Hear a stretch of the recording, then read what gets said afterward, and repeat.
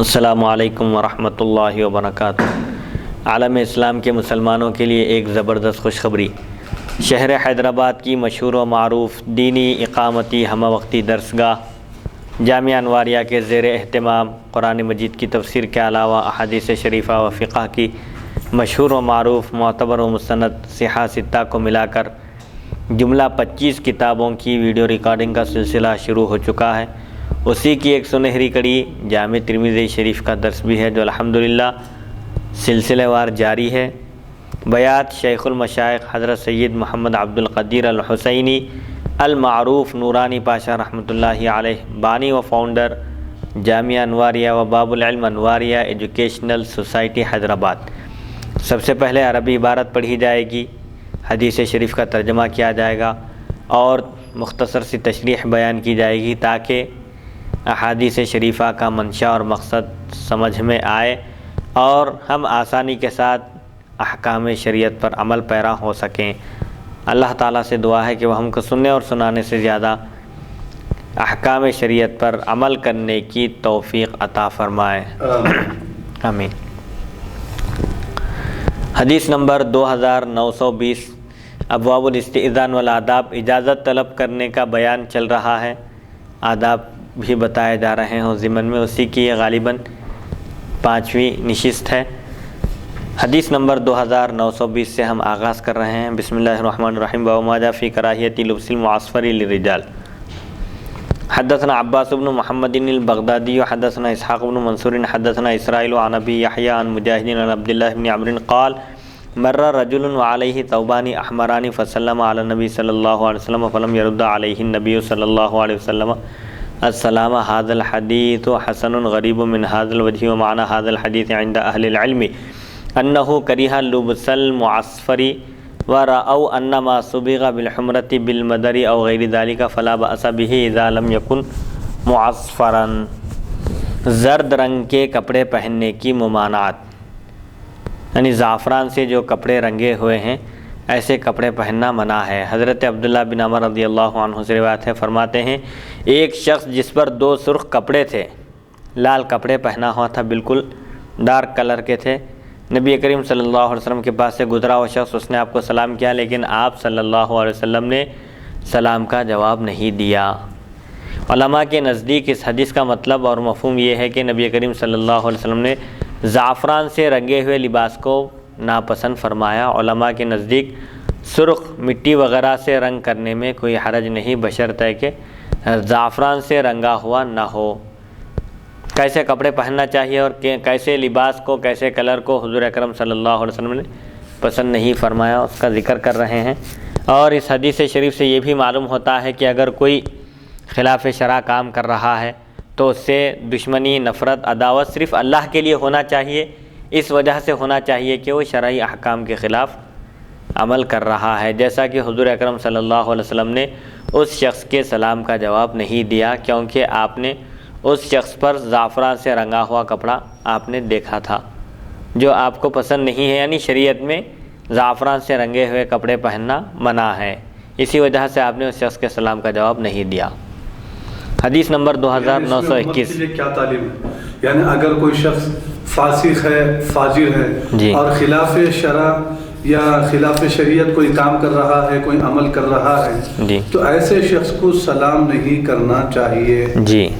اور ایسے شخص کے دشمنی اور مخالفت رکھنا بھی ہے تو اللہ کی خاطر، اللہ کے لیے ہونا چاہیے، ذاتی مفادات یا اپنی انا کا مسئلہ نہیں بنانا ہے، بلکہ جہاں احکام شریعت کی خلاف ورزی ہو، دین کے خلاف کوئی بات ہو، کوئی دین کا دشمن ہو، مسلمان ہو لیکن اللہ اور اس کے رسول کے احکام کے خلاف زبان کھول رہا ہو تو ایسے شخص کو نہ سلام کرنا ہے اور نہ ہی اگر وہ سلام کرے تو اس کے سلام کا جواب دینا ہے۔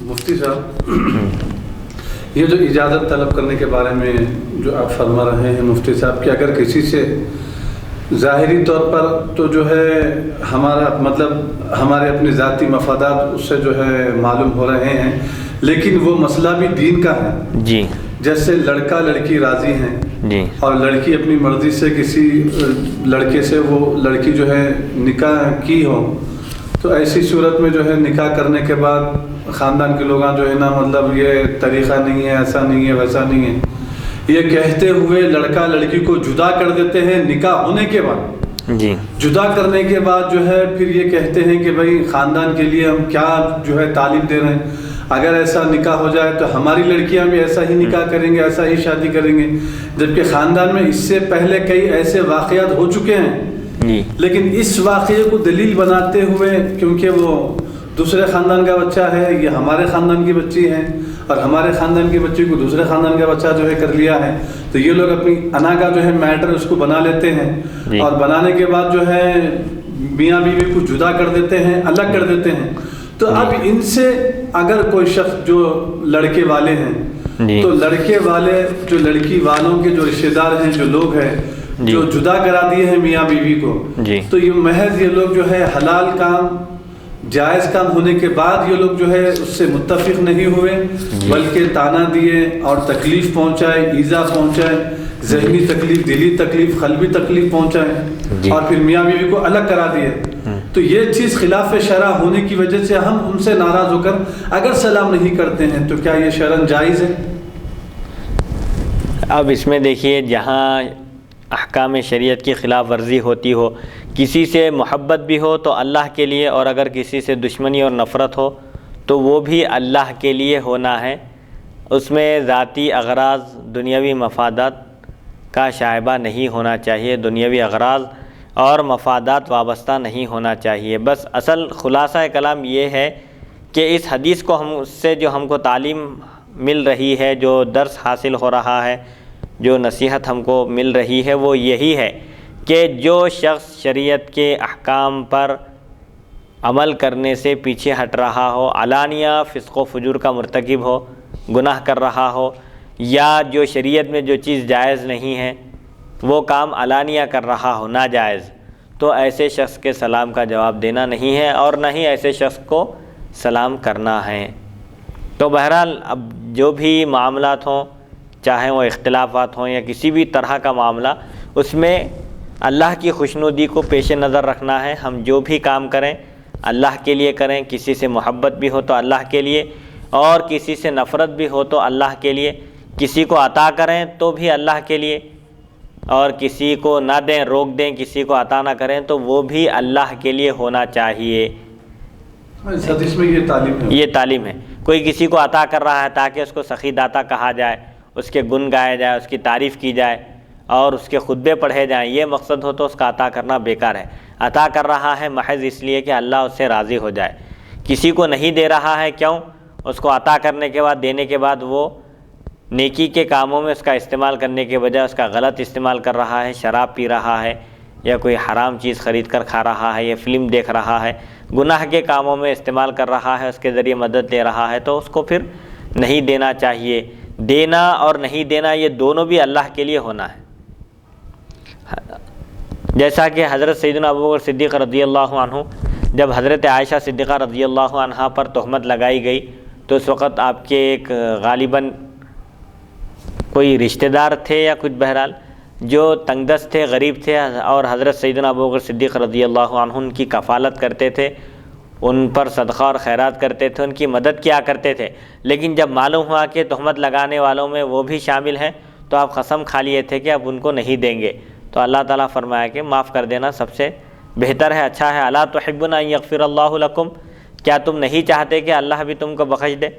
یعنی جب بندہ یہ چاہتا ہے کہ اللہ اس کو بخش دے، اس کو درگزر کرے، اس کو معاف کر دے، تو بندے کو بھی چاہیے کہ وہ بندوں کے ساتھ، اپنے مسلمان بھائیوں کے ساتھ ہمدردی کے ساتھ پیش آئے، ہمدردی کا معاملہ کرے اور رحم دلی سے پیش آئے، حسن سلوک کرے۔ چنانچہ جب یہ آیت نازل ہوئی تو حضرت سیدنا ابوبکر صدیق رضی اللہ عنہ نے پھر ان کے ساتھ ویسا ہی حسن سلوک کیا جیسے آپ تہمت لگانے سے پہلے کیا کرتے تھے۔ یہ صحابہ کرام کی زندگی ہے جو ہمارے لیے نمونہ ہے کہ وہ قرآن مجید کے احکام اور شرعی احکام کے آگے گردن جھکا دیتے تھے، وہاں ذاتیات کا کوئی عمل دخل نہیں ہوتا تھا۔ حدیث نمبر 2921، حدثنا قتیبۃ حدثنا ابو الاحوص عن ابی اسحاق عن حبیرۃ بن یریمہ قال قال علی بن ابی طالب نہى رسول اللہ صلی اللہ علیہ وسلم عن خاتم الذهب وعن القصی وعن المیثرۃ وعن الجعۃ۔ قال ابو الاحوص وهو شراب يتخذ بمصر من الشعير هذا حدیث حسن صحیح۔ حضرت سیدنا علی بن ابی طالب رضی اللہ عنہ سے روایت ہے، نبی کریم صلی اللہ علیہ وسلم نے سونے کی انگوٹھی، ریشم کے کپڑے یعنی ریشمی زین اور جعا نامی شراب سے منع فرمایا۔ ابو احوص فرماتے ہیں جعا ایک شراب ہے جو مصر میں جو سے بنائی جاتی ہے۔ یہ حدیث حسن صحیح ہے۔ امت کو اس حدیث میں تعلیم دی جا رہی ہے کہ مردوں کے لیے چونکہ سونا اور ریشم پہننا حرام ہے، عورتوں کے لیے جائز ہے، اس لیے مرد سونے کی انگوٹھی نہیں پہننا چاہیے۔ حالانکہ آج کل رواج بالکل الٹا ہو گیا ہے، شرعی احکام کو پس پش ڈالا جا رہا ہے، نظر انداز کیا جا رہا ہے۔ مردوں کے لیے سونے کی انگوٹھی پہننا یا سونے کی چین پہننا یا کسی بھی قسم کی سونے کی چیز پہننا مطلق حرام ہے، چاہے وہ 1 منٹ ہی کے لیے کیوں نہ ہو۔ اسی لیے مدارس وغیرہ میں جو گولڈ میڈلسٹ دیے جاتے ہیں طلباء کو، ان کو پہنایا نہیں جاتا، ہاتھ میں دیا جاتا ہے، چونکہ سونا مرد کے لیے حرام ہے۔ اور آج کل جو شادیوں میں رواج ہو چکا ہے، عوام الناس کے درمیان عام لوگ بولنے کے باوجود، منع کرنے کے باوجود، ان کو احکام پہنچانے کے باوجود وہ نہیں مانتے ہیں۔ آپ دیکھیں گے کہ مردوں کی انگلیوں میں بھی سونے کی انگوٹھیاں ہوتی ہے جو ان کو شادی کے موقع پر تحفتاً پیش کی جاتی ہیں سسرال والوں کی طرف سے، یا جو بھی بہرحال مرد بھی پہنتے ہیں باضابطہ۔ اور آج کل نوجوانوں میں بھی یہ رجحان عام ہو چکا ہے کہ وہ گلے میں چین پہنتے ہیں، حالانکہ مردوں کے لیے نہ گلے میں کچھ پہننا ہے اور نہ ہی ہاتھوں میں، البتہ صرف چاندی کی انگوٹھی کی اجازت ہے، اس کی بھی ایک مقدار بتائی گئی ہے شریعت میں، کیونکہ اگر کوئی شخص ناگزیر حالات میں مثال کے طور پر کہیں سفر میں ہو، کہیں چلا جائے اور اس کے پاس سے روپیہ پیسہ چوری ہو جائے، چاندی کی انگوٹھی اگر رہے گی کم سے کم تو اس کو بیچ کر اگر کچھ کھانے پینے کی چیزیں حاصل کرنا چاہے، ایسی اگر نوبت آ جائے تو اس وقت اس کو وہ چیز کام آ سکتی ہے۔ اسی لیے صرف چاندی کی ایک مقدار میں اجازت ہے۔ جی مفتی صاحب، بعض لوگ یہ کہتے ہیں کہ صرف 1 منٹ کے لیے دولہے کو ہم پہنا کے اتار دیتے ہیں، 1 منٹ کے لیے پہنا کے اتار دیتے، جی مستقل پہننے کے لیے ہم نہیں بول رہے ہیں، جی 1 سیکنڈ کے لیے، بس 1 لمحے کے لیے پہنا کے ہم اتار دیں گے۔ اور دولہے سے کہا بھی جاتا ہے کہ بابا آپ 1 سیکنڈ کے لیے، 1 لمحے کے لیے آپ پہنیے اور پہن کر اتار دیجیے۔ 1 لمحے کے لیے دوزخ میں جا کے آ جائے وہ تو جاتے لوگ۔ پھر یہ ایسا ہی ہے، زہر جو ہے مثال کے طور پر ایک خطرہ بھی اگر کوئی پی لیا تو اس کے لیے خطرہ ہے، اس کی جان چلے جا سکتی ہے۔ تو ڈاکٹر کا بھی بیٹا ہے، بلیڈ وغیرہ یا چاقو سے اگر ہاتھ کاٹ لیا تو کیا اس کو خون نہیں نکلے گا، زخم نہیں ہوگا؟ تو کچھ بھی ہو، بہرحال جو چیز حرام ہے حرام ہے۔ اسی لیے شراب کے بارے میں اور دوسری حرام چیزوں کے بارے میں ہے کہ اگر زیادہ پینے سے نشہ آتا ہے تو اس کی قلیل مقدار بھی حرام ہے۔ شراب ایک دم اگر مثال کے طور پر کوئی ایک ایسی چیز ہے، سمجھے زیادہ پینے کے بعد انسان کو نشہ آتا ہے، آدمی کی عقل معاف ہو جاتی ہے، کچھ اس کو سمجھ میں نہیں آتا، کچھ دکھائی نہیں دیتا، تو ایسی جو چیز ہوتی ہے وہ تھوڑی پینا بھی حرام ہے، جو زیادہ پینے سے نشہ آتا ہے۔ تو بہرحال 1 سیکنڈ کے لیے بھی مرد کے لیے سونا پہننا حرام ہے، مرد کے لیے، البتہ عورتوں کے لیے سونا، ریشم، سب چیزوں کی اجازت ہے۔ تو حضور اکرم صلی اللہ علیہ وسلم نے سونے کی انگوٹھی پہننے سے منع فرمایا، اور ریشمی کپڑے پہننے سے، ریشمی زین وغیرہ بھی استعمال نہیں کر سکتے گھوڑے کی پیٹھ پر۔ اور جعا نامی ایک شراب تھی جو مصر میں جو سے بنائی جاتی تھی، آپ نے اس کے بھی استعمال سے منع فرما دیا۔ حدیث نمبر 2922 حدثنا محمد بن بشار حدثنا محمد بن جعفر وعبد الرحمن بن مہدی قال حدثنا شعبة عن الاشعث بن سليمان عن معاوية بن سويد عن مقرن عن البراء بن عازب قال امرنا رسول الله صلى الله عليه وسلم ب7 ونهانا عن 7، امرنا باتباع الجنائز وعيادة المريض وتشميت العاطس وإجابة الداعي ونصر المظلوم وإبرار المقسم ورد السلام، ونهانا عن 7 عن خاتم الذهب وحلقة الذهب وآنية الفضة واللبس الحرير والديباج والاستبرق والقسي۔ هذا حديث حسن صحيح۔ وأشعث بن سليم هو أشعث بن أبي الشعثاء وأبو الشعثاء اسمه سليم بن أسود۔ حضرت براء بن عازب رضی اللہ عنہ سے روایت ہے، نبی اکرم صلی اللہ علیہ وسلم نے ہمیں 7 باتوں کا حکم دیا اور 7 چیزوں سے منع فرمایا۔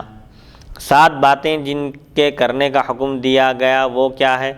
جنازے کے پیچھے چلنا، اگر کسی مسلمان بھائی کا، پڑوسی کا، کسی رشتہ دار کا انتقال ہو جائے، رشتہ دار کے انتقال میں تو شریک ہوتے ہی ہیں، اگر پڑوسی ہے، کوئی مسلمان ہے تو اس کے جنازے میں شریک ہونا چاہیے، جنازے کے پیچھے چلنا چاہیے، نماز جنازہ کم سے کم نماز جنازہ تو پڑھنا چاہیے، اور مریض کی عیادت کرنے کا حکم دیا آپ نے، چھینک کا جواب دینے کا، دعوت کرنے والے کی دعوت قبول کرنے کا۔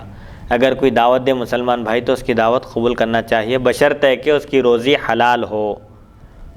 مظلوم کی مدد کرنے کا آپ نے حکم دیا، اور قسم کھانے والے کو سچا سمجھنے کا حکم فرمایا۔ کوئی قسم کھائے تو اس کی قسم توڑنے پر اس کو مجبور نہ کیا جائے، اس کی قسم پوری کی جائے۔ ان 7 باتوں کا آپ نے حکم دیا، اور جن 7 باتوں سے آپ نے منع فرمایا وہ کیا ہے؟ سونے کی انگوٹھی یا سونے کا حلقہ پہننے سے، یعنی گلے میں کوئی چیز پہن لے سونے کی، اس سے بھی آپ نے منع فرمایا۔ چاندی کی برتن استعمال کرنے سے، کیونکہ سونا چاندی یہ سب چیزیں مرد کے لیے دنیا میں حرام ہیں، جنت میں یہ سب چیزیں رہیں گی، پہنیں گے بھی اور استعمال بھی کریں گے سونے چاندی کے برتن۔ حریر یعنی ریشم، باریک ریشم اور موٹا ریشم اور ریشمی کپڑے پہننے سے بھی آپ نے منع فرمایا۔ یہ حدیث حسن صحیح ہے۔ اشعث بن سلیم سے مراد اشعث بن ابی شعثا ہے، ابو شعثا کا نام سلیم بن اسود ہے۔ بہرحال 7 باتوں کا حکم دیا گیا اور 7 باتوں سے روکا گیا، لہٰذا مومن مسلمان وہ ہے جو شرعی احکام کے آگے اپنی گردن جھکا دے اور بلا چوں اچرا ان احکام کو تسلیم کرے اور ان پر عمل کر کے اجر و ثواب حاصل کرے۔ دنیا میں بھی سعادت مندی ہے اس کے لیے، اور آخرت میں بھی وہ کامیابی سے ہمکنار ہوگا۔ حدیث نمبر 2923، باب ما جاء فی لبس البیاض۔ حدثنا محمد بن بشار حدثنا عبد الرحمن بن مہدی حدثنا سفیان عن حبیب بن ابی ثابت عن میمون بن ابی شبیب عن سمرة بن جندب قال قال رسول اللہ صلی اللہ علیہ وسلم البسوا البیاض فإنها اطہر واطیب وکفنوا فیہا موتاکم۔ هذا حدیث حسن صحیح وفی الباب عن ابن عباس وابن عمر۔ سفید لباس پہننے کا بیان۔ حدیث شریف میں آیا ہے بعض احادیث میں کہ سفید کپڑے پہنا کرو کیونکہ وہ جنتیوں کا لباس ہے، جنتیوں کی مشابہت اختیار کرو احکام خداوندی پر عمل کرتے ہوئے تو انشاءاللہ جنت کے مستحق قرار پاؤ گے، کم سے کم مشابہت تو اختیار کرو۔ حضرت سمرہ بن جندب رضی اللہ عنہ سے روایت ہے، نبی اکرم صلی اللہ علیہ وسلم نے ارشاد فرمایا سفید لباس پہنو کیونکہ یہ زیادہ صاف ستھرا اور پاکیزہ ہے، اور اپنے مردوں کو بھی اسی میں کفن دو، مردوں کو بھی سفید کپڑے میں کفن دو۔ یہ حدیث حسن صحیح ہے۔ اس باب میں حضرت ابن عباس اور ابن عمر رضی اللہ عنہم سے بھی روایات مذکور ہے۔ باب ما جاء فی الرخصۃ فی لبس الحمرۃ للرجال۔ حدیث نمبر 2924، حدثنا حناد حدثنا عبدر بن القاسم عن الاشعثی وهو ابن سوار عن ابی اسحاق عن جابر بن سمرۃ قال رأيت النبي صلى الله عليه وسلم في ليلة إضحيان فجعلت أنظر إلى رسول الله صلى الله عليه وسلم وإلى القمر وعليه حلة حمراء فإذا هو عندي أحسن من القمر۔ هذا حديث حسن غريب لا نعرفه إلا من حديث أشعث ورواه شعبة والثوري عن أبي إسحاق عن البراء بن عازب قال رأيت على رسول الله صلى الله عليه وسلم حلة حمراء۔ مردوں کو سرخ کپڑا پہننے کی اجازت کا بیان۔ اس سے پہلے آیا تھا کہ سرخ کپڑا پہننا منع ہے، لیکن پھر بعد میں اجازت دے دی گئی کہ سرخ کپڑا پہننا مرد کے لیے جائز ہے۔ سرخ کا مطلب یہ ہے کہ گہرے کلر کا، لال، گہرا، ایک دم ڈارک نہیں ہونا چاہیے، مردوں کے کپڑے ایک دم ڈارک کلر میں نہیں ہونا چاہیے۔ سرخ کا مطلب کیا ہے؟ ہلکا سرخ، ہلکا سا، لائٹ سرخ سمجھیے۔ تو حدیث میں ہلکا سا کیا لفظ ہے، الفاظ ہے؟ ہلکا سا، اور تو دوسرے احادیث میں ہے کہ بھئی مردوں کے کپڑے ایک دم ڈارک اور بھڑکیلے کلر کے نہیں ہونا چاہیے، گہرے رنگ کے، ایک دم گہرے رنگ کے، اور اچھے بھی نہیں معلوم ہوتے۔ دیکھیے آپ بعض لوگ جو ایک دم گہرے رنگ کے کپڑے پہنتے بھدے عجیب و غریب معلوم ہوتے ہیں ان کپڑوں میں۔ لباس بھی ایسا ہونا چاہیے، لباس سے شخصیت کا اندازہ ہوتا ہے، اس لیے بہترین لباس کا انتخاب کرنا چاہیے۔ اچھے سے اچھا لباس پہننے کی شریعت میں اجازت ہے، اللہ نے جس کو عطا کیا ہے اپنے فضل و کرم سے نوازا ہے۔ ایک صحابی کا ذکر آ رہا ہے آگے، حضور پاک علیہ الصلوۃ والسلام نے ان کو دیکھا کہ خستہ حالت میں ہیں، بال بکھرے ہوئے ہیں، کپڑے عجیب و غریب پہنے ہوئے ہیں، تو حضور فرمایا کہ کیا تمہارے پاس مال ہے؟ پوچھے، غریب تو نہیں ہے تم؟ پوچھے، وہ صحابی بولے کہ میرے پاس ہر قسم کا مال ہے، اونٹاں ہیں، گایاں ہیں، بکریاں ہیں، سب کچھ ہے اللہ کا دیا ہوا۔ تو بولے پھر اللہ تعالیٰ اتنی نعمتیں عطا کیا، تمہارے لباس کو دیکھ کر لوگ کیا سمجھیں گے؟ تم غریب ہے سمجھیں گے۔ تو لباس سے بھی یہ ظاہر ہونا چاہیے کہ آدمی صاحب ثروت ہے، اللہ نے اس کو اپنے فضل و کرم سے نوازا ہے۔ حضور فرمایا کہ اللہ کی نعمتوں کا اثر تم پر دکھائی دینا چاہیے، خواہ وہ کپڑے کی شکل میں ہو یا کسی بھی شکل میں، کسی بھی شکل میں ہو۔ بعض لوگوں کو جو ہے یعنی کپڑے جو ہے مہیا نہیں ہوتے ہیں جی، کپڑے جو ہے وہ لوگوں کے لیے پہننے کے لیے ان کے پاس نہیں ہوتے ہیں جی، لیکن ان کے پاس دوسری صلاحیتیں اللہ عز و جل عطا فرماتا ہے وہ بندوں کو، جی، تو اللہ تعالیٰ ان پر جو نعمت عطا کی ہے، جو نعمت دی ہے، جو صلاحیتوں سے سرفراز کیا ہے، جی، جو صلاحیتوں سے نوازا ہے، جی، تو وہ اس کا اظہار کریں. جی. ضروری نہیں ہے کہ کپڑوں کا اظہار کریں. کپڑوں کا وہ کس کے لیے ہے؟ مالدار رہنے کے باوجود خستہ حالت ڈال کر رہ رہے ہیں، جی تو ایسا کرنا منع ہے. شریعت میں کیا ہے؟ صاف ستھرا رہنے کا، نظافت کا، پاکیزگی کا اور اچھے سے اچھا لباس پہننے کا حکم دیا گیا ہے، بشرطے کہ دوسرے کو معمولی اور حقیر نہ سمجھے. بہترین شیروانی پہن کر بیٹھے اور دوسرے لوگوں کو خاطر میں ہی نہیں لا رہے، ایسا نہیں کرنا ہے. حضرت جابر بن سمرہ رضی اللہ عنہ سے مروی ہے، فرماتے ہیں میں نے ایک نہایت روشن رات میں نبی کریم صلی اللہ علیہ وسلم کو دیکھا. میں کبھی آپ کو دیکھتا اور کبھی چاند کی طرف دیکھتا، یہ فیصلہ کرنے کے لیے کہ بھئی حضور اکرم صلی اللہ علیہ وسلم تو انتہائی روشن اور منور ہے، چاند کو بھی روشنی ملی ہے آپ کے نور کے تصدق میں. چاند ہو یا سورج، یہ سب آپ ہی کے نور کی، آپ ہی کی روشنی کی ایک جھلک ہے. یہ تو انتہائی روشن 14ویں کا چاند ہے سمجھیے. اس رات میں دیکھ رہے ہیں، کبھی چاند کی طرف دیکھ رہے ہیں، کبھی حضور کی طرف دیکھ رہے ہیں. پھر فرماتے ہیں کہ اس وقت آپ پر سرخ رنگ کا جوڑا تھا، آپ اس وقت سرخ رنگ کا لباس پہنے ہوئے تھے حضور اکرم صلی اللہ علیہ وسلم، اور پھر چاندنی رات ہے. بس آن حضرت صلی اللہ علیہ وسلم میرے نزدیک چاند سے بھی زیادہ حسین و جمیل ہیں. سبحان اللہ. تو یہ حضور اکرم صلی اللہ علیہ وسلم کی روئے مبارک اور آپ کے حسن و جمال کا تذکرہ ہے کہ چاند کی بھی روشنی آپ کے حسن مبارک کے آگے مان پڑ جاتی ہے، پھیکی پڑ گئی، کیونکہ چاند کو خود روشنی ملی ہے حضور اکرم صلی اللہ علیہ وسلم کے نور مبارک کے طفیل. اسی لیے صحابی فرماتے ہیں کبھی چاند کی طرف دیکھتا، کبھی حضور کی طرف دیکھتا، لیکن چاند کی روشنی اور اس کی چمک دمک بھی حضور اکرم صلی اللہ علیہ وسلم کے روئے انور کے آگے مان پڑ گئی ہے. مجھے حضور اکرم صلی اللہ علیہ وسلم ہی چاند سے بھی زیادہ حسین و جمیل نظر آئے. اور ایک روایت میں اسی طرح کے حضرت برا بن عازب رضی اللہ عنہ فرماتے ہیں میں نے حضرت صلی اللہ علیہ وسلم کو سرخ جوڑے میں ملبوس دیکھا. یہاں بتانا کیا ہے کہ سرخ لباس، لال کپڑے پہنے جا سکتے ہیں. حضور اکرم صلی اللہ علیہ وسلم زیب تن فرمائے تھے، چاندنی رات تھی. تو ایک صحابی فرماتے ہیں کبھی میں روئے انور کا دیدار کرتا اور کبھی چاند کی طرف دیکھتا، لیکن میری نگاہیں صرف روئے انور ہی پر ٹکتی تھیں، اور یہ فیصلہ کر دی کہ حضور اکرم صلی اللہ علیہ وسلم کے حسن و جمال کے آگے چاند کی روشنی بھی پھیکی ہے اور ماند ہے. حدیث نمبر 2925. حدثنا بذلك محمود بن غیلان حدثنا وکیع حدثنا سفیان عن ابی اسحاق وحدثنا محمد بن بشار حدثنا محمد بن جعفر اخبرنا شعبۃ عن ابی اسحاق بهذا وفي الحديث كلام اكثر من هذا. سألت محمدا فقلت له حديث ابي اسحاق عن البراء صح او حديث جابر بن سمرة فرأى كلا الحديثين صحيحا وفي الباب عن البراء وابي جحيفة. محمد بن غیلان نے بواسطہ وکیع اور سفیان ابو اسحاق سے، اور محمد بن بشار نے بواسطہ محمد بن جعفر اور شعبہ ابو اسحاق سے حدیث روایت کی. اس حدیث میں اس سے بھی زیادہ کلام ہے. میں نے امام بخاری سے پوچھا کہ حدیث اسحاق حضرت برا رضی اللہ عنہ سے زیادہ صحیح ہے یا وہ روایت جو حضرت جابر بن سمرہ رضی اللہ عنہ سے مروی ہے وہ زیادہ صحیح ہے؟ امام بخاری نے دونوں کو صحیح قرار دیا. اس باب میں حضرت برا بن عازب اور ابو جحیفہ رضی اللہ عنہما سے بھی روایات منقول ہیں. حدیث نمبر 2926. باب ما جاء فی ثوب الاخضر. سبز کپڑے پہننے کا بیان. ہرا لباس بھی زیبتن کیا جا سکتا ہے، پہنا جا سکتا ہے. حدثنا محمد بن بشار حدثنا عبد الرحمن بن مہدی عبید اللہ بن ایاد بن لقیط عن ابیہ عن ابی رمثة قال رأیت رسول اللہ صلی اللہ علیہ وسلم وعلیہ بردان اخضران. هذا حدیث حسن غریب لا نعرفه الا من حدیث عبید اللہ بن ایاد. وابو رمثة التیمی اسمہ حبیب محیان ویقال اسمہ رفاعۃ بن یثربی.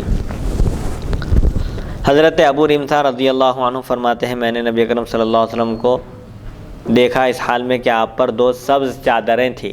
آپ 2 ہری چادریں زیب تن فرمائے ہوئے تھے، اوڑے ہوئے تھے. ہرے رنگ کا ثبوت مل رہا ہے. جی، ہرے رنگ کا بھی. اب بعض لوگ جو ہے، بعض جو تحریکیں ہیں جی وہ ہرے کلر کو اس لیے منتخب کرتے ہیں کہ یہ حضور اکرم صلی اللہ علیہ وسلم کی سنت مبارکہ ہے. جی. اب بعض ہمارے لوگ جو ہے یہ تانا دیتے ہیں کہ یہ دین، اسلام اور تصوف، طریقت، معرفت کیا رنگوں میں رہ گئی ہے؟ تو میرے بھائی رنگوں کا تو ثبوت حدیث سے مل رہا ہے جی. ہاں البتہ یہ بولیے کہ بھائی آپ رنگ کی سنت پر تو عمل کر رہے ہیں، دیگر سنتوں پر بھی عمل کریے. جی. طریقہ یہ ہونا چاہیے بولنے کا. جی. اب یہ کیا تصوف، طریقت خالی رنگوں میں رہ گئی ہے بول کے اس طرح جو تانے دیتے ہیں، جی. ایسا تانے دینا مناسب نہیں ہے. مناسب نہیں ہے. کسی لباس کو برا نہیں کہنا چاہیے. حدیث نمبر 2927 باب ما جاء فی الثوب الاسود. اب رنگ کا جو ہے ہرے رنگ کا حدیث نمبر 2926. اب کالے کپڑوں کا بھی ذکر آ رہا ہے. دیکھیں سیاہ لباس کا بیان ہے. حدثنا احمد بن منیع حدثنا یحیی بن زکریا بن ابی زائدہ اخبرنی ابی عن مصعب بن شیبہ عن صفیہ ابنۃ شیبہ عن عائشہ قالت خرج النبی صلی اللہ علیہ وسلم ذات غداۃ وعلیہ مرط من شعر اسود. هذا حدیث حسن صحیح غریب. حضرت عائشہ صدیقہ رضی اللہ عنہا سے روایت ہے، فرماتی ہیں ایک صبح نبی اکرم صلی اللہ علیہ وسلم باہر تشریف لے گئے. اس وقت آپ پر سیاہ بالوں کی بنی ہوئی چادر تھی، سیاہ چادر تھی. یہ حدیث حسن صحیح غریب ہے. مطلب یہ ہے کہ خیر کلروں میں سے جس کلر کا انتخاب کرے آدمی اس کی طبیعت کے لحاظ سے، اس کی طبیعت کی مناسبت سے کوئی حرج نہیں ہے. سیاہ لباس ہو یا سرخ ہو یا ہرا ہو. اب جب کہ سیاہ لباس شیعہ کی نشانی بن چکی ہے، مکمل سیاہ لباس پہننا، اور جیسا کہ حدیث شریف میں آیا من تشبہ بقوم فہو منہم، اس لیے احتیاط کرنا بہتر ہے. ایک دم سیاہ لباس پورا اوپر سے نیچے تک سیاہ لباس نہیں پہننا چاہیے، کیونکہ جو شخص جس قوم کی مشابہت اختیار کرے گا اس کا شمار انہی میں ہوگا. اب چونکہ شیعہ کا شعار بن چکا ہے سیاہ لباس پہننا، اس لیے سیاہ لباس کا التزام نہیں کرنا چاہیے. حدیث نمبر 2928 باب ما جاء فی الثوب الاصفر. پیلے کپڑے کا بیان.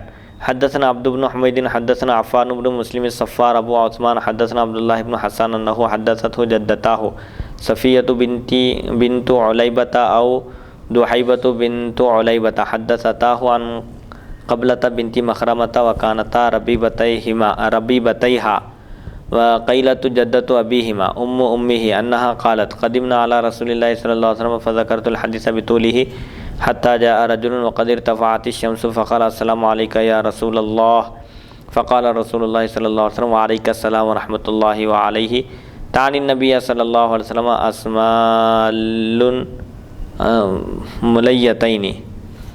اسمال ملیتین کانتا بزعفران وقد نفضتا ومعہ عصیب نخلۃ حدیث قیلۃ لا نعرف الا من حدیث عبداللہ بن حسان.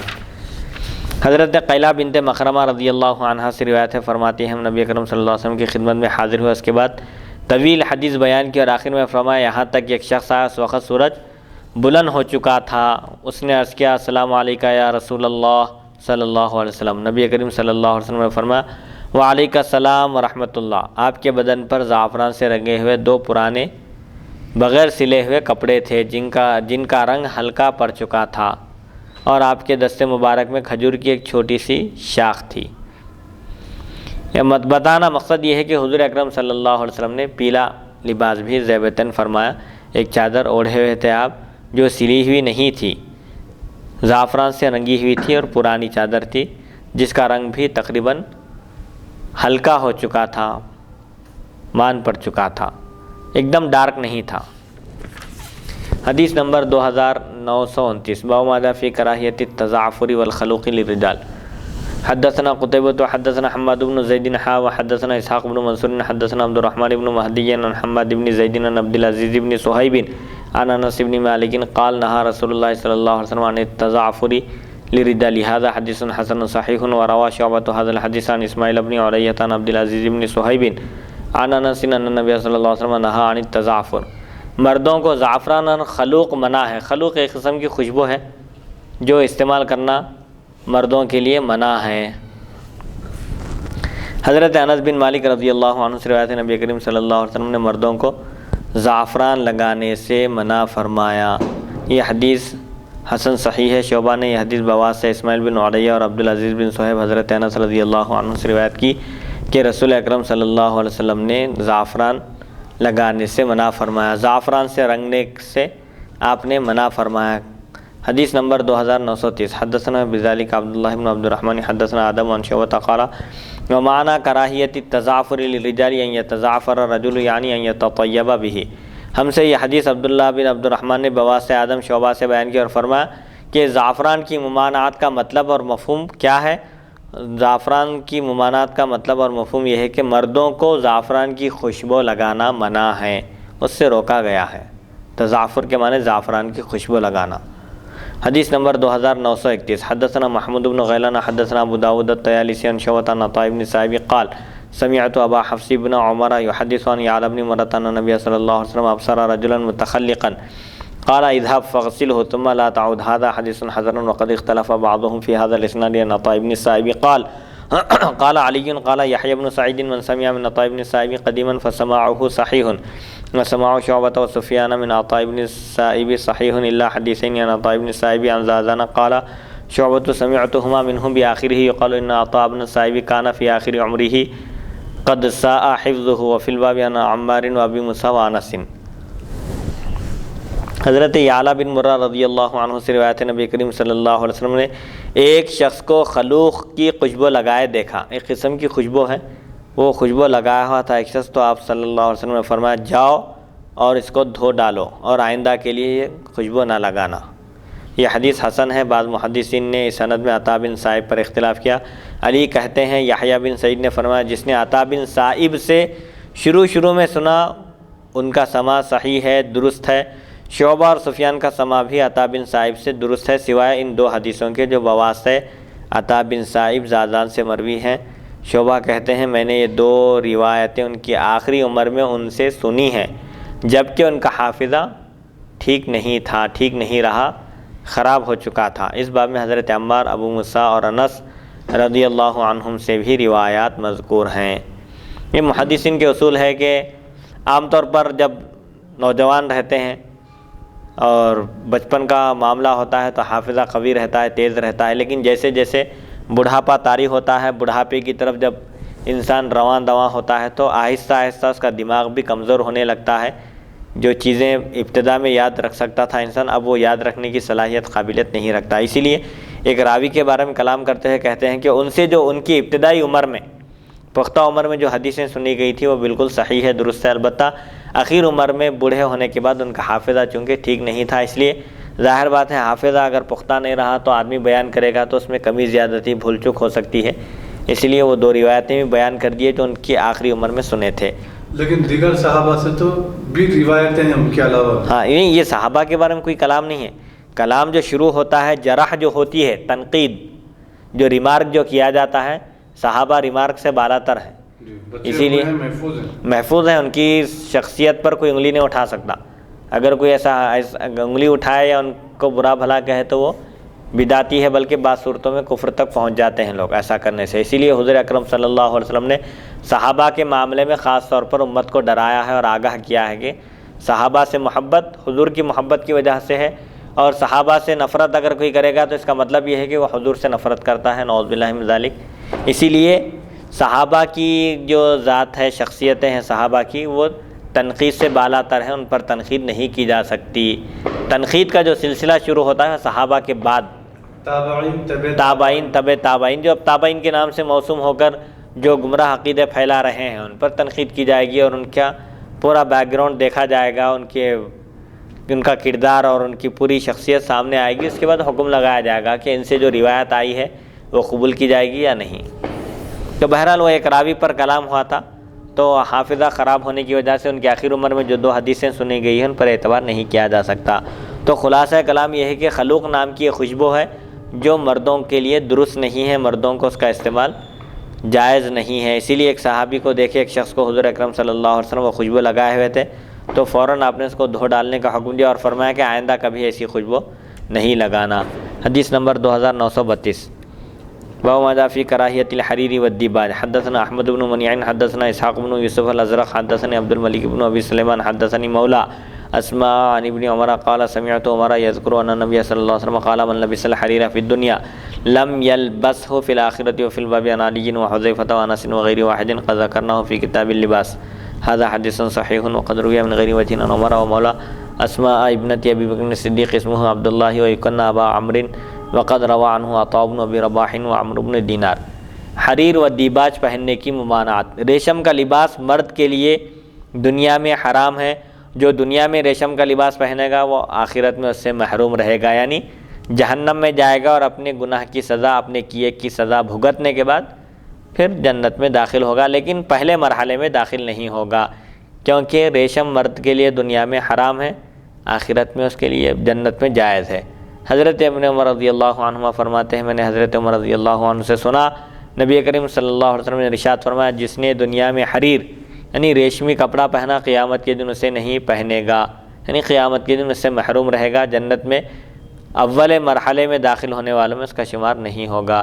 اس باب میں حضرت علی، حذیفہ، انس اور کئی صحابہ اکرام رضی اللہ عنہم سے روایات مذکور ہیں، ہم نے اسے کتاب اللباس میں بھی ذکر کیا ہے۔ یہ حدیث حسن صحیح ہے اور مختلف سندوں سے اسماء بنت ابی بکر رضی اللہ تعالیٰ عنہما کے غلام ابو عمر عبداللہ سے مروی ہے، عطا بن رباح اور عمر بن دینار نے ان سے روایت کی ہے۔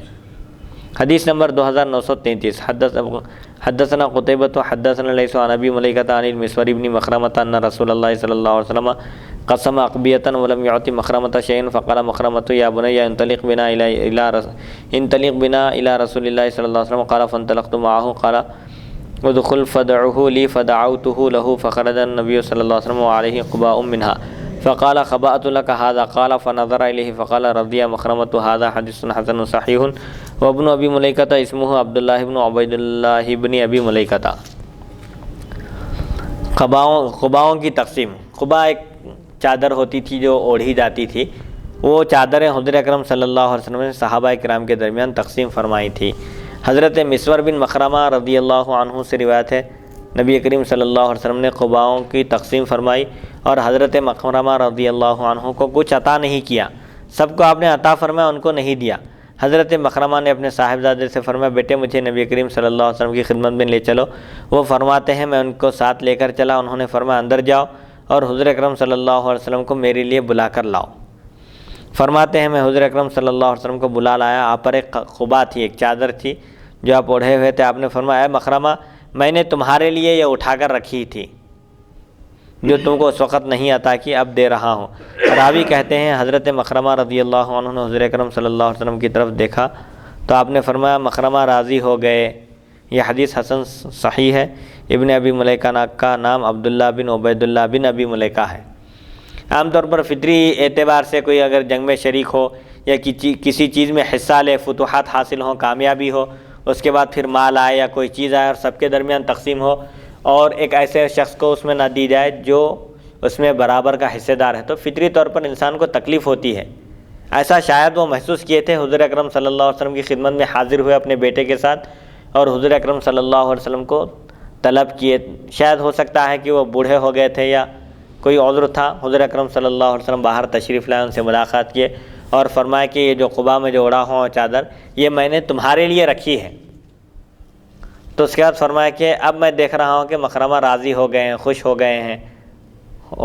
فطری طور پر جو تکلیف بظاہر تکلیف محسوس ہوتی تھی لیکن وہ نہیں تھی تکلیف، حقیقت میں حضور اکرم صلی اللہ علیہ وسلم جیسا کہ دیگر احادیث میں آیا ہے کہ حضور اکرم صلی اللہ علیہ وسلم سے بعض صحابہ شکایت کیے۔ فطری طور پر ہوتا ہے انسان کو کہ بھئی ایک بڑا حصہ ہم ایک رول ادا کرے ایک جنگ میں اور ایک کردار ادا کرے اور ہماری بھی قربانیاں ہیں، لیکن ہم کو بظاہر نظر انداز کر دیا گیا، سب کو عطا کیا گیا اور ہم کو نہیں دیا گیا۔ ایسے سوالات اور ایسی اعتراضات ذہن میں آتے ہیں انسان کے۔ تو صحابہ تھے وہ صاف دل تھے، جو دل میں ہوتی تھی بات وہ زبان پر لاتے تھے اور عرض کر دیتے تھے۔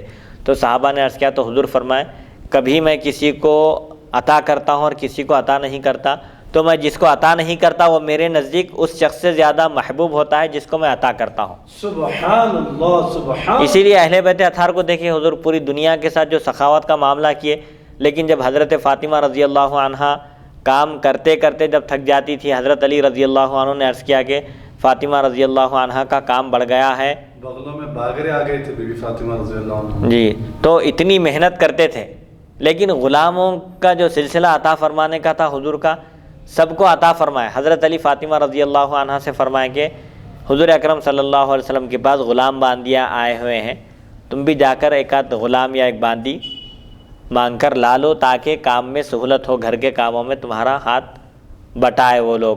لیکن جب حضرت فاطمہ رضی اللہ عنہ وہاں گئی تو آپ نے دیکھا کہ صحابہ کرام کا مجمع ہے اور حضور اکرم صلی اللہ علیہ وسلم تقسیم فرما رہے ہیں۔ اب یہ منظر دیکھ کر آپ واپس ہو گئی کہ ایک مجمع میں کیسے سوال کروں، کیسے میں پوچھوں بول کر۔ حضور اکرم صلی اللہ علیہ وسلم دیکھ لیے تھے، ملاحظہ فرما لیے تھے، پھر آپ خود ان کے گھر تشریف لے گئے اور پوچھے کہ کیوں آئے تھے، کیا بات تھی، اور ملاقات کیے بغیر چلے گئے، کوئی ذکر بھی نہیں کیے۔ تو حضرت علی رضی اللہ عنہ عرض کرتے ہیں کہ ایسا سا ہوا، میں یہ کہا تھا۔ تو حضور فرمایا تم کو میں اس سے اچھی چیز بتاؤں گا جو تمہارے لیے غلام اور خادم سے بہتر ہے۔ اس کے بعد آپ نے وہ تسبیح بتائی، سبحان اللہ 33 مرتبہ، الحمدللہ 33 مرتبہ اور اللہ اکبر 34 مرتبہ۔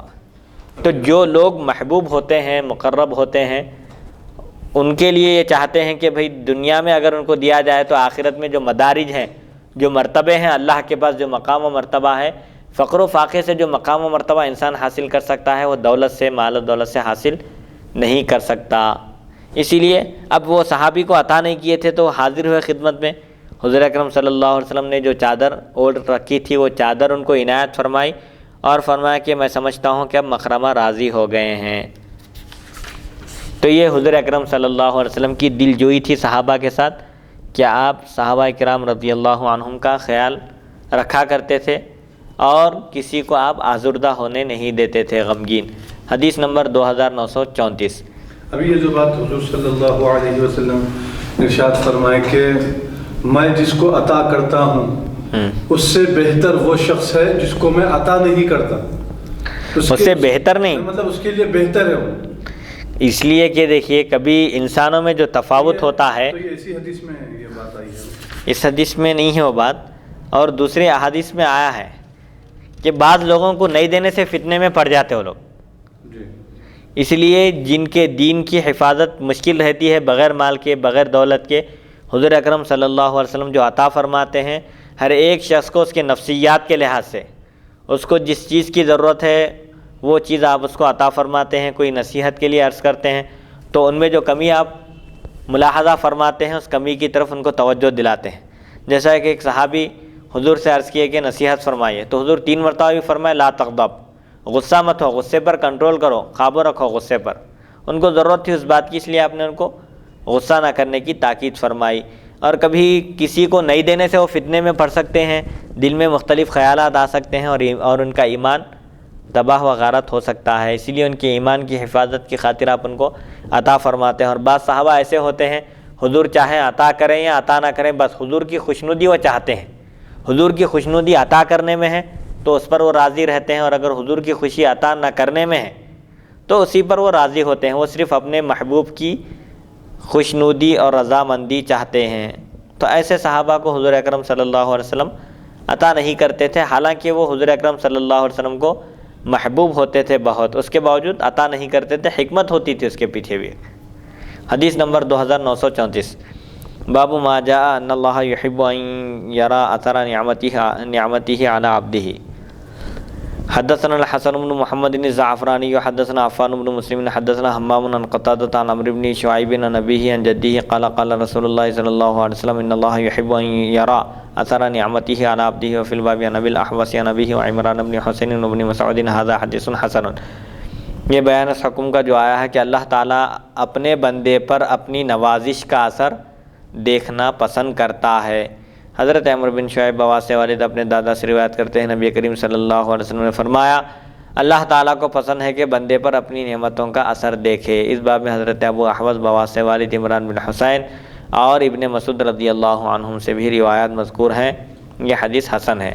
اللہ تعالیٰ جب کسی بندے کو نوازتا ہے، سرفراز فرماتا ہے، دین کی دولت بھی ہے، دنیا کی بھی دولت ہے، یا صرف دنیا کی دولت ہے، مال و دولت کی فراوانی ہے، خوب پیسہ اللہ تعالیٰ نے عطا کیا ہے، تو اس کو چاہیے کہ وہ اچھے سے اچھا لباس پہنے، اللہ کی نوازش اور اللہ کی عطا کا اس کے کردار سے، اس کے حرکات اور افعال سے اس کا اظہار ہو کہ وہ ان لوگوں میں سے ہے جن پر اللہ تعالیٰ نے خاص فضل فرمایا اور دنیاوی دولت سے، ظاہری مادی دولت سے ان کو نوازا ہے، تو وہ ان کو چاہیے کہ اللہ کی نوازش اور اس کی نعمتوں کا اثر بندوں کے سامنے ظاہر کریں، تکبر کے لیے یا اپنی بڑائی ظاہر کرنے کے لیے یا غرور کرنے کے لیے یا کسی کو نیچا دکھانے کے لیے ایسا نہ کریں، بلکہ خوشی کے اظہار کے طور پر اللہ کی نعمت کی شکر بجا لانے کے لیے ایسا کریں۔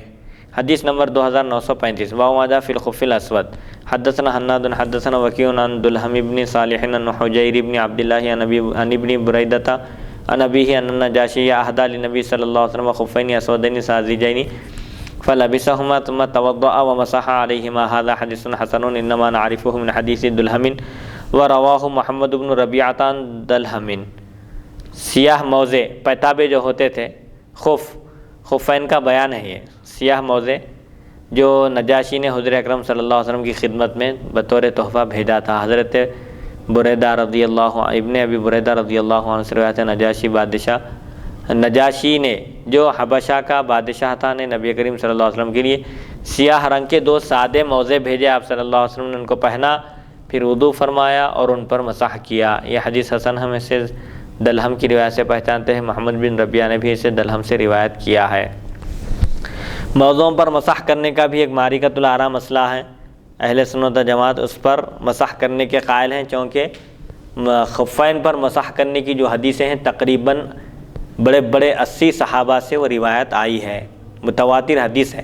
خفین پر مسح کرنا چاہیے، یعنی سخت سرما کے موسم میں چمڑے کے جو موزے پہنے جاتے تھے عرب میں، وہ چمڑے کے موزے وضو کر کے پاکی کی حالت میں پہننے کے بعد اگر مقیم ہو تو اس کو 1 دن اور 1 رات تک مسح کرنے کی اجازت ہے۔ جب وضو کر کے پہن لیا، مثال کے طور پر آج 9 بجے صبح وضو کر کے پہنا تھا، سمجھے ضرورت سے فارغ ہو کے 9 بجے، تو اب پھر 24 گھنٹے تک اس کو موزے اتارنے کی ضرورت نہیں ہے۔ جب بھی وضو اس پر فرض ہو جائے، وضو ٹوٹ جائے، پورا وضو کر لے اور موزوں کے اوپر مسح کر لے۔ اب وہ مسح کی تفصیلات فقہ کی کتابوں میں بتائی گئی ہے کہ موزے کیسے ہونا چاہیے، چمڑے کے ہونا چاہیے۔ آج کل جو پیتابے ہیں وہ موزوں میں ان کا شمار نہیں ہوتا، چمڑے کے ہونا چاہیے، اور پھر وہ پہن کر چل سکنا آدمی مسلسل، پھٹ جانا نہیں۔ اگر پھٹ گئے تو پھر وہ کتنی مقدار معاف ہے، اس میں بڑی تفصیلات ہیں، وہ فقہ کی کتابوں میں ہیں، کسی موقع پر بیان کیا جائے گا انشاءاللہ۔ تو مقیم کے لیے 1 دن اور 1 رات تک اجازت ہے موزے اتارے بغیر۔ جب بھی وضو کرنا ہو وضو کر لے پورا مکمل، پھر موزوں پر مسح کر لے، کافی ہے۔ موزے اتار کر پیر دھونا ضروری نہیں ہے۔ البتہ مسافر ہو تو اس کو 3 دن اور 3 رات تک موزوں پر مسح کرنے کی اجازت ہے۔ حدیث نمبر 2936 باب ما جاء فی النہی عن نتف الشیب حدثنا ہارون بن اسحاق الحمدانی حدثنا عبدۃ عن محمد بن اسحاق عن عمرو بن شعیب عن ابیہ عن جدہ ان النبی صلی اللہ علیہ وسلم نہى عن نتف الشیب وقال انه نور المسلم هذا حدیث حسن وقد رواه عبد الرحمن بن الحارث وغیر واحد عن عمرو بن شعیب۔ سفید بال اکھاڑنے کی ممانعت۔ اگر سر میں یا داڑھی میں سفید بال آ جائے تو وہ مسلمان کے لیے نور ہے، جیسا کہ حضرت سیدنا ابراہیم علیہ السلام کا جب ایک بال سفید ہوا، سر میں سفیدی ظاہر ہوئی، تو آپ نے اللہ تعالیٰ سے دریافت کیا کہ یہ کیا ہے، تو اللہ تعالیٰ نے فرمایا کہ یہ نور ہے، وقار ہے۔ تو حضرت ابراہیم علیہ السلام نے عرض کیا کہ اے مولا میرے وقار میں اضافہ فرما۔ تو آج کل جو لوگ سفید بال آنے پر کالا خضاب لگاتے ہیں، کالا خضاب بالکل سخت منع ہے شریعت میں۔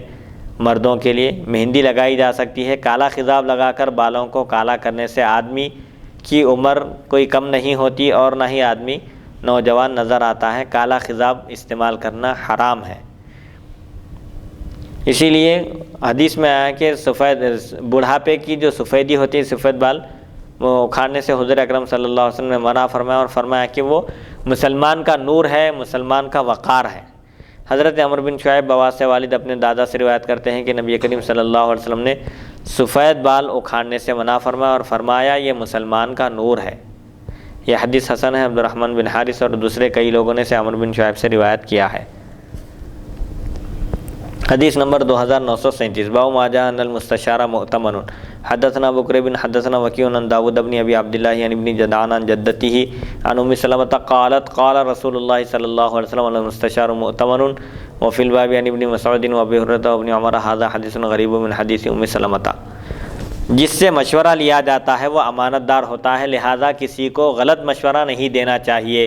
اگر کسی سے کوئی مشورہ طلب کیا جائے، اس کے لیے جو بہتر ہے، اگر وہ علم رکھتا ہے اس کا تو چاہیے کہ اس کو مشورہ دے، اور اگر اس فیلڈ میں اس کو کوئی اندازہ نہ ہو، مشورہ دینے کے وہ لائق نہ ہو اس فیلڈ میں، تو کہہ دے کہ اس فیلڈ سے مجھے کوئی مناسبت نہیں ہے یا میں اس فیلڈ کے بارے میں کچھ نہیں جانتا، لہذا جو اس سلسلے میں جانتے ہیں، معلومات رکھتے ہیں، ان سے رجوع ہو۔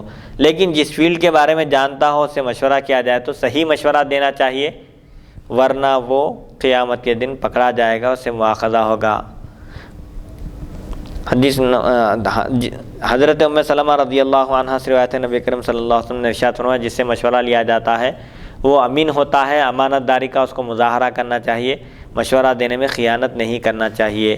اس باب میں حضرت ابن مسعود، ابو ہریرہ اور ابن عمر رضی اللہ عنہم سے بھی روایت منقول ہیں۔ یہ حدیث حضرت ام سلمہ کی روایت سے غریب ہے۔ حدیث نمبر 2938۔ حدثنا احمد بن منیع حدثنا الحسن بن موسیٰ حدثنا شیبان عن عبد الملک بن عمیر عن ابی سلمۃ بن عمیر عن ابی سلمۃ بن عبد الرحمن عن ابی ہریرہ قال قال رسول اللہ صلی اللہ علیہ وسلم المستشار مؤتمن۔ هذا حدیث قد رواہ غیر واحد عن شیبان بن عبد الرحمن النحوی وشیبان هو صاحب کتاب وهو صحیح الحدیث ویکنى ابا معاویہ حدثنا عبد الجبار بن العلاء العطار عن سفیان بن عیینۃ قال قال عبد الملک بن عمیر انی لاحدث بالحدیث فما اخرم منه حرفا۔ حضرت ابو ہریرہ رضی اللہ عنہ سے روایت ہے، رسول اکرم صلی اللہ علیہ وسلم نے ارشاد فرمایا جس سے مشورہ لیا جائے وہ امین ہے، جس سے مشورہ طلب کیا جاتا ہے وہ امین ہے، امانت دار ہے، اس کی ذمہ داری یہ ہے کہ صحیح مشورہ دے، ایسا مشورہ نہ دے جس سے مشورہ طلب کرنے والے کو نقصان پہنچے، جانتا ہے کہ یہ کام کرنے میں اس کا نقصان ہے، اس کے باوجود وہی کام کرنے کا مشورہ دیتا ہے تو قیامت کے دن اللہ کے پاس یہ پکڑا جائے گا۔ اس حدیث کو کئی راویوں نے شیبان بن عبد الرحمن نحوی سے روایت کیا ہے۔ شیبان صاحب کتاب ہے اور صحیح الحدیث ان کی کنیت ابو معاویہ ہے۔ ہم سے عبد الجبار بن اعلیٰ عطار نے سفیان بن عیینہ سے نقل کیا کہ عبد الملک بن عمیر کہتے ہیں میں حدیث بیان کرتے ہوئے اس میں ایک حرف کی بھی کمی نہیں کرتا جو کہ تو حدیث میں بیان کرتا ہوں۔ حدیث نمبر 2939 باب ما جاء فی الشوم۔ حدثنا ابن ابی عمر حدثنا سفیان عن الزہری عن سالم وحمزة ابن عبد الله بن عمر عن ابیہما ان رسول اللہ صلی اللہ علیہ وسلم قال الشوم فی ثلاثة فی المرأة والمسکن والدابة۔ هذا حدیث حسن صحیح وبعض اصحاب الزہری لا يذکرون فیہ عن حمزة وانما یقولون عن سالم عن ابیہ عن النبی صلی اللہ علیہ وسلم وهكذا روى لنا ابن ابی عمر هذا الحدیث عن سفیان بن عیینة عن الزہری عن سالم وحمزة ابن عبد الله بن عمر عن ابیہما عن النبی صلی اللہ علیہ وسلم۔ بدفعلی کا بیان، بدشگونی۔ حضرت سالم اور حمزہ دونوں اپنے والد حضرت عبداللہ بن عمر رضی اللہ عنہما سے روایت کرتے ہیں، نبی کریم صلی اللہ علیہ وسلم نے ارشاد فرمایا 3 چیزوں میں بدفعلی ہے۔ اگر بدفعلی ہوتی، بدشگونی ہوتی تو یہ ان 3 چیزوں میں ہوتی تھی، عورت، گھر اور سواری۔ یہ حدیث حسن صحیح ہے۔ بعض اصحاب زہری اس سند میں حضرت حمزہ کا ذکر نہیں کرتے، وہ حضرت سالم کے واسطے سے حضرت ابن عمر رضی اللہ عنہما سے مرفوعاً روایت کرتے ہیں۔ دونوں کی روایت ہم سے ابن ابی عمر نے بواسطہ سفیان بن عیینہ زہری سے بیان کی۔ بدفعلی، بدشگونی لینا اسلام میں یہ جائز نہیں ہے۔ جو کچھ بھی ہوتا ہے وہ سب اللہ کی طرف سے ہوتا ہے، خواہ وہ خیر ہو یا شر ہو، لیکن انسان کے لیے یہ تعلیم دی گئی ہے مومن کو کہ وہ شر کی نسبت اپنے نفس کی طرف کرے، شیطان کی طرف کرے، اور خیر کی نسبت اللہ کی طرف کرے۔ بدشگونی، بدفعلی لینا جائز نہیں ہے۔ جو کچھ بھی ہوتا ہے مومن کو اس بات کا یقین رکھنا چاہیے کہ اللہ کی اجازت اور اس کی مرضی کے بغیر دنیا میں کوئی کام نہیں ہوتا۔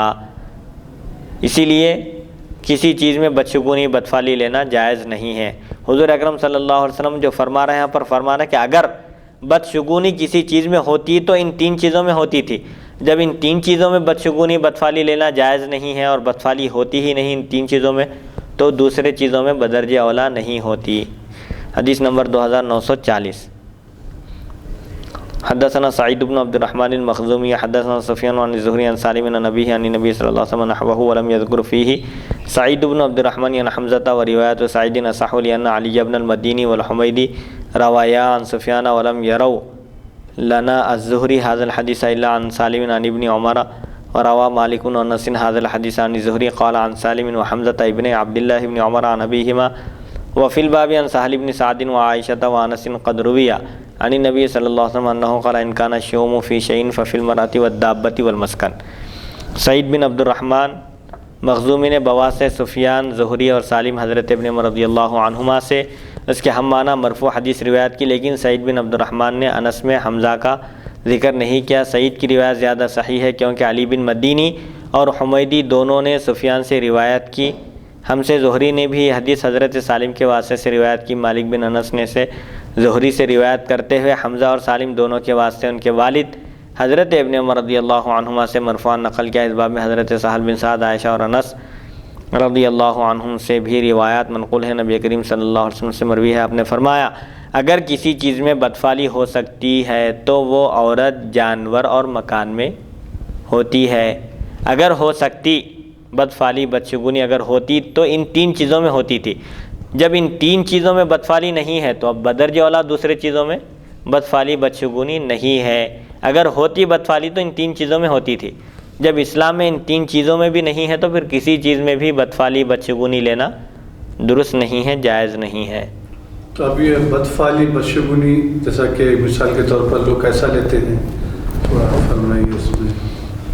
بدفعلی، جیسے عام طور پر یعنی جیسا کہ نئی شادی ہوئی اور بہو کا قدم بختوار نہیں ہے، بہو آتے ہی، یعنی بہو کا قدم برکت والا نہیں ہے، نحوست والا قدم ہے، وہ آتے ہی سسرے کا انتقال ہو گیا یا ساس کا انتقال ہو گیا یا فلاں کا انتقال ہو گیا، یعنی اس کا قدم نحوست والا قدم ہے۔ ہاں، یہ بدشگونی ہے، بدفعلی ہے۔ کبھی بعض لوگ کیا کرتے ہیں، کسی کام کے لیے باہر نکلتے ہیں، بلی آ جاتی ہے راستے میں تو واپس ہو جاتے ہیں اور کہتے ہیں کہ اب یہ کام نہیں ہوگا۔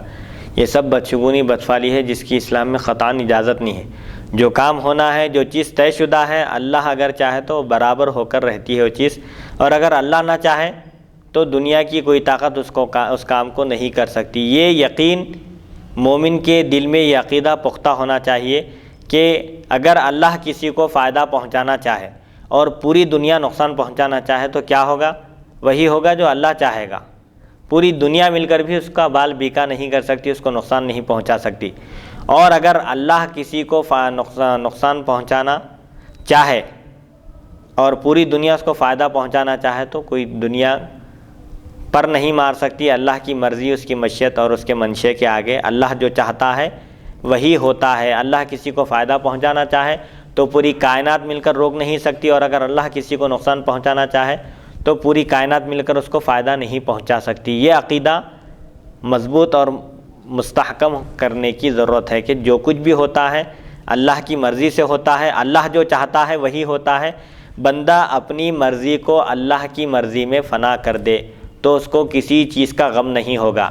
چاہے کوئی چیز ملے تو خوشی نہیں ہوگی، کوئی چیز اس کے پاس سے چلی جائے تو غم نہیں ہوگا۔ صوفیاء کرام اور اولیاء کرام کی زندگی اسی سے عبارت تھی۔ ان کی زندگی کا مقصد یہی تھا۔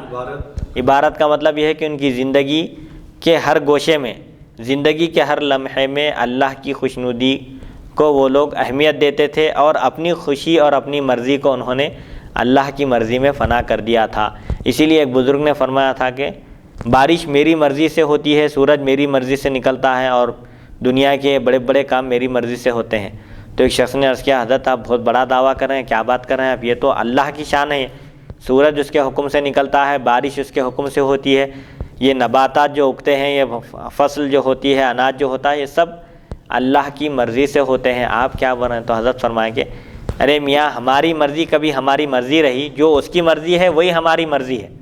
سبحان اللہ، سبحان اللہ۔ تو بزرگان دین اور صوفیاء کرام اپنی مرضی کو اللہ کی مرضی میں فنا کر دیتے ہیں۔ اللہ جو چاہتا ہے وہ وہی کرتے ہیں، اور اللہ کی ہر مرضی پر وہ راضی رہتے ہیں، چاہے کتنی ہی آزمائش اور کتنی ہی مصیبت کیوں نہ آ جائے، وہ ہر حال میں اللہ کا شکر ادا کرتے ہیں اور اس کی مرضی پر چلتے ہیں۔ اللہ کی مرضی یہ ہو کہ وہ فقر و فاقے کی زندگی گزاریں تو کبھی کسی کے سامنے ذکر تک نہیں کرتے ہو اپنے فقر و فاقے کا۔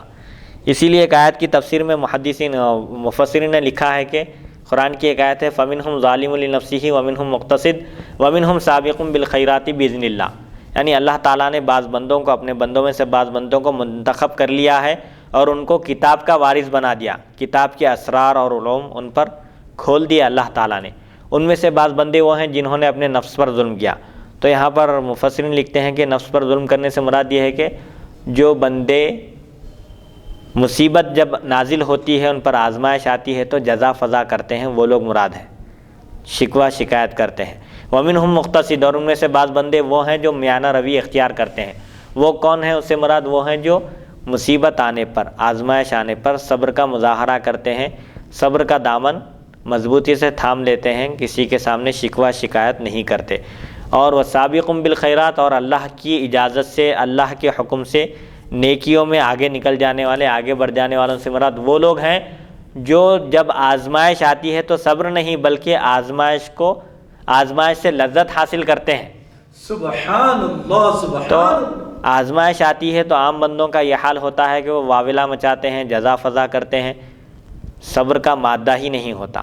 اور بعض بندے وہ ہوتے ہیں جو ہر حال میں اللہ کی خوشنودی کو پیش نظر رکھتے ہیں، مصیبت پر صبر کرتے ہیں، آزمائش میں اللہ تعالیٰ سے عافیت طلب کر کے اس میں ثابت قدم رہنے کی دعا کرتے ہیں۔ اور بعض لوگ وہ ہوتے ہیں وہ یہ چاہتے ہیں کہ ہماری یہی حالت دائمی رہے تو کیا ہی اچھا ہے، ہم آزمائش میں رہیں، مصیبت میں رہیں، اللہ کی طرف سے عطا کردہ ہے تو ہم اس پر راضی ہیں، خوش ہیں، بلکہ ہم کو اس سے لذت ملتی ہے۔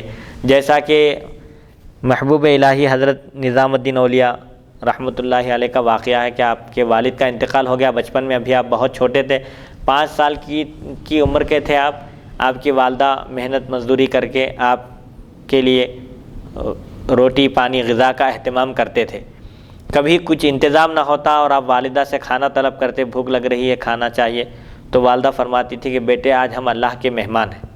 5 سال کی عمر شریف ہے، آپ سمجھ جاتے تھے کہ اللہ کے مہمان ہیں مطلب آج کھانے پینے کے لیے کچھ بھی نہیں ہے گھر میں، آج ہم روزہ ہیں۔ پھر جب اللہ کے فضل سے کچھ کھانے پینے کے لیے مل جاتا اور چند دن ایسے ہی گزر جاتے تو پھر خود حضرت نظام الدین اولیاء رحمۃ اللہ علیہ اپنی والدہ سے پوچھتے تھے کہ پھر ہم اللہ کے مہمان پھر اب ہم کب بننے والے ہیں، یعنی پھر ایسے فقر و فاقے کی نوبت اور بھوکے رہنے کی نوبت کب آنے والی ہے۔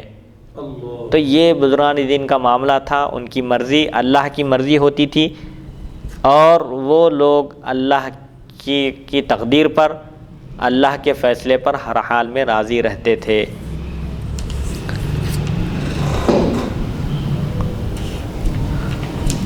تو بہرحال یہ جو بدشگونی اور بدفعلی کا جو معاملہ ہے، اسلام اس کی اجازت نہیں دیتا۔